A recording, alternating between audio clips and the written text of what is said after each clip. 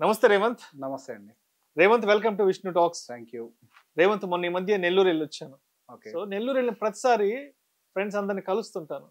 Friends అందరిని కలిసామంటే సాధక బాధకాలు మాట్లాడుకుంటూ ఉంటాం. అయితే అంటే కొంతమంది ఫ్రెండ్స్ నేను బాగా అబ్జర్వ్ చేశాను. అంటే అందరూ మంచి ఇన్కమ్ లోనే ఉన్నారు, మంచి శాలరీస్ లోనే ఉన్నారు. ఓకే. నా ఫ్రెండ్స్ లో కొంతమంది నెలకు 1,00,000 సంపాదించే వాళ్ళు ఉన్నారు, 2 లక్షలు సంపాదించే వాళ్ళు ఉన్నారు. అంటే శాలరీ పరంగా అందరూ మంచి పొజిషన్ లోనే ఉన్నారు. ఓకే.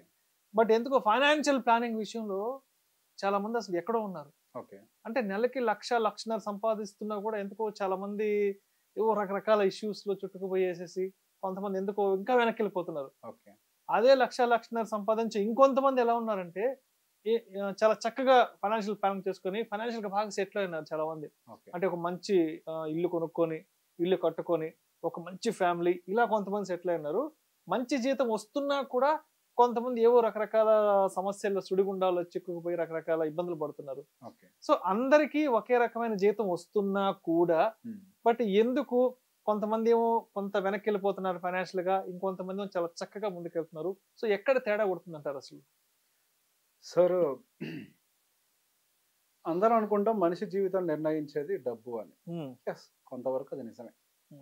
కానీ యాక్చువల్గా ఒక మనిషి జీవితం కొట్టుమిట్లాడేది 2 అంశాల మధ్యలో. ఒకటి భయం, రెండోది అత్యాశ. ఈ రెండింటి మధ్యలోనే మనిషి జీవితం అంతా కూడా గడుస్తూ ఉంటుంది. ఎవరైతే కంప్లీట్గా భయంతో ఉంటారో వాళ్ళు సంపదను సృష్టించలేరు. ఎవరైతే అత్యాశతో ఉంటారో వాళ్ళు సంపదను సృష్టించలేరు. మనిషికి ఆశ అవసరం, మనిషికి భయము అవసరం. ఈ రెండింటిని ప్రాపర్గా బ్యాలెన్స్డ్గా పెట్టుకొని మధ్యలో ఎవరైతే వెళ్తూ ఉంటారో యాక్చువల్గా వెల్త్ని వాళ్ళు మాత్రమే క్రియేట్ చేస్తూ ఉంటారు, కేవలం వాళ్ళు మాత్రమే.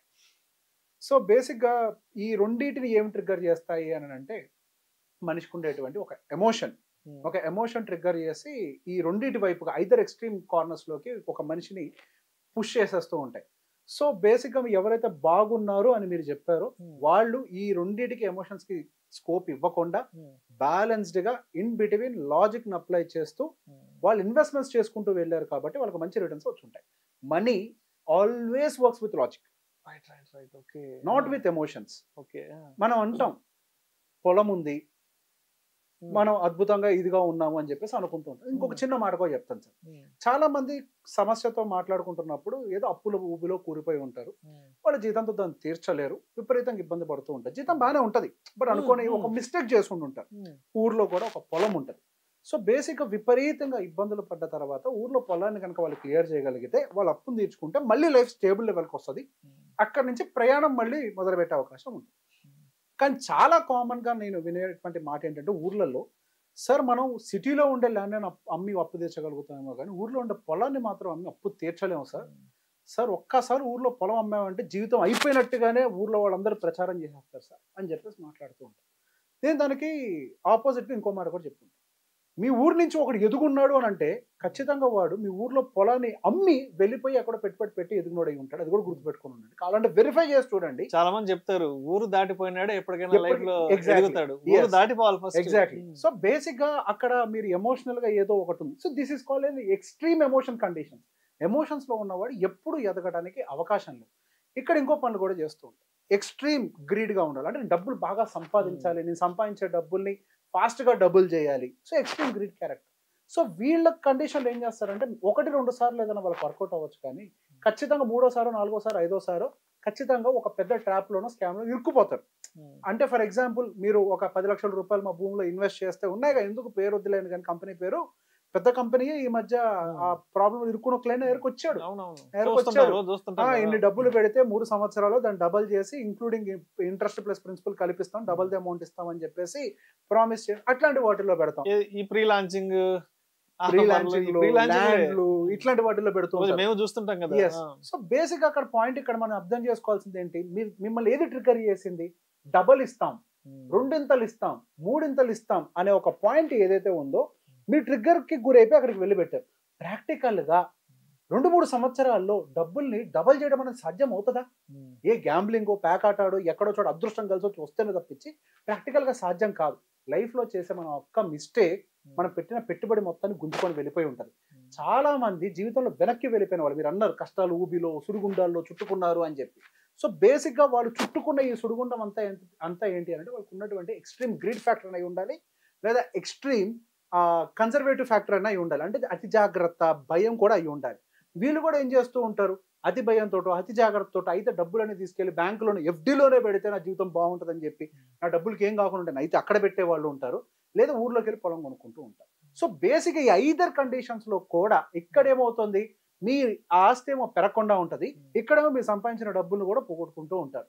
సో ఈ రెండు కాకుండా మధ్యలోకి వచ్చి బ్యాలెన్స్డ్ గా వాళ్ళు సంపాదించేటువంటి రూపాయి ప్రాపర్గా ఎక్కడ గ్రో అవ్వగలుగుతుంది, రియాలిటీ ఎక్కడుంది, ఎక్కడ గ్యాంబ్లింగ్ కి కానీ స్కామ్ కి కానీ స్కోప్ లేకుండా ఉంటుంది, ప్రాపర్గా లీగల్గా లిటిగేషన్స్ లేకుండా ఎక్కడ ఉంటుంది అన్న దాన్ని అర్థం చేసుకొని ఎవడైతే పెట్టుబడి పెడతాడో వాడు స్టడీగా గ్రో అవుతాడు. సో బేసిక్ ఇక్కడ స్టడీగా గ్రో అవ్వాలంటే ఎమోషన్స్ అన్నదాన్ని వదిలేయాలి. మనిషికి భయం భక్తి రెండు ఉండాలి, నేను కాదని అనట్లేదు, ఆశ కూడా ఉండాలి, నేను కాదని అనట్లేదు. అవి ఎప్పుడైతే ఎక్స్ట్రీమ్ కార్నర్స్ కి వెళ్తాయో అప్పుడు యాక్చువల్ గా మనిషి పూర్తిగా పాతాళ లోకానికి తొక్కేయబడతాడు. సో సేమ్ సాలరీ ఉన్నప్పటికీ ఇంకొక కేసు కూడా చెప్తాను ఇలానే. ఇద్దరు వ్యక్తులు, నాకు నా క్లయింట్ చెప్పింది, ఇద్దరు వ్యక్తులు ఒకటే కంపెనీ ఒకటే జీతం, వాళ్ళు ఫ్రెండే. ఈయనేమో ఎప్పటి నుంచి ఇన్వెస్ట్మెంట్ చేస్తున్నాడు, ఈయన కూడా ఎప్పటి నుంచో ఇన్వెస్ట్మెంట్ చేస్తున్నాడు. సో వీళ్ళిద్దరూ సేమ్ అమౌంట్ ఇన్వెస్ట్మెంట్ చేస్తున్నప్పటికీ ఒక ఆయనేమో విపరీతంగా డబ్బులు సంపాదించాడు, ఒక ఆయన డబ్బులు సంపాదించలేకపోయాడు. సేమ్ జీతం సేమ్ ఇన్వెస్ట్మెంట్. బట్ ఎందుకు జరిగింది అని అంటే ఈయన ఇన్వెస్ట్మెంట్ ని టచ్ చేయకుండా డిసిప్లిన్డ్ గా లాజికల్ గా మెయింటైన్ చేసుకుంటూ వచ్చాడు.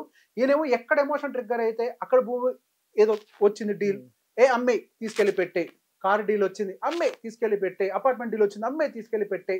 ఎవరైతే missing FOMO, fear of missing opportunity, మనకి ఏదో పోతుందన్న దాంతో వాళ్ళ ట్రాక్ ని ఎవరైతే తప్పారో ఆయన మాత్రం సెట్ క్రియేట్ చేయలేకపోయాడు. సో బేసిక్ ఇక్కడ ఎమోషన్ కి తావు ఇవ్వకూడదు, ఏదో పోతుంది ఏదో జరుగుతుంది ఈ ఎమోషన్స్ కి తావు ఇవ్వకూడదు. లాజిక్ కి మాత్రమే మనం అప్లై చేయాలి. మనం ఒక దాంట్లో పెట్టుబడి పెట్టిన తర్వాత దాని నుంచి ఇన్వెస్ట్మెంట్ ని డైవర్ట్ చేయాలని లాజిక్ ఉండాలి, ఒకటే ఇన్వెస్ట్మెంట్ లో మనం కూర్చొని ఉండాలన్నా కానీ లాజిక్ ఉండాలి. సో ఎమోషన్స్ తోటి ఎప్పుడు కూడా ఇన్వెస్ట్మెంట్స్ అనేవి వర్కౌట్ అవ్వవు. రైట్. డబ్బుకి కావాల్సింది ఏంటి, ప్లస్ మైనస్ డివైడ్, ఇవి కదా ప్రేమ ఆప్యాయతలు అనుబంధాలు. డబ్బుతో దానికేం పని ఉంది, డబ్బుకు దాంతో పని లేదు. సో రాంగ్ ప్లేస్ లో రాంగ్ థింగ్ ని అప్లై చేయటం వల్ల మనం ఎక్కువ ఓడిపోతూ ఉంటాం. Apply right things at right place. So conclusion గా మరి ఒకే జీతం వచ్చే ఫ్రెండ్స్ కొంతమంది చాలా చక్కగా ఫైనాన్షియల్ ప్లానింగ్తో ముందుకు వెళ్తుంటారు, ఇంకొంతమంది రకరకాల ఇబ్బందులతో కూడా వెనక్కి వెళ్తుంటారు. కాబట్టి సో నాకు ఇక్కడ క్లియర్ కట్ గా చెప్పు, ఎస్ వీళ్ళు ఏం చేస్తే వీళ్ళు ముందుకు వెళ్తున్నారు, వీళ్ళు ఏం చేస్తున్నారు ఏమి చెయ్యట్లేదు, చెయ్యకపోవడం మనం వెనక్కి వెళ్తున్నారు, ఒకసారి క్లియర్ గా చెప్పు. డబ్బుకి ఏం కావాలో అది చేయాలి. ఇప్పుడు సింహం దగ్గరికి వెళ్ళి గడ్డేస్తే తింటదా? లేదు లేదు కదా. ఆవు దగ్గరకు వచ్చి మాంసం పెడితే తింటదా? తినదు కదా. సో బేసిక్ గా డబ్బుకి ఏం కావాలి, లెక్క కావాలి, లాజిక్ కావాలి, అండర్స్టాండింగ్ కావాలి, దానికి స్టడీ కావాలి. దాని దగ్గర ఇది మాత్రమే అప్లై చేయండి. ఎప్పుడైతే మీరు దీన్ని ప్రాపర్ గా ఇట్లా అప్లై చేస్తారో ఎస్ ఆవు బాగుంటుంది, సింహం బాగుంటుంది. అంతే. Right. Thank you so much Revanth. Thank you అండి.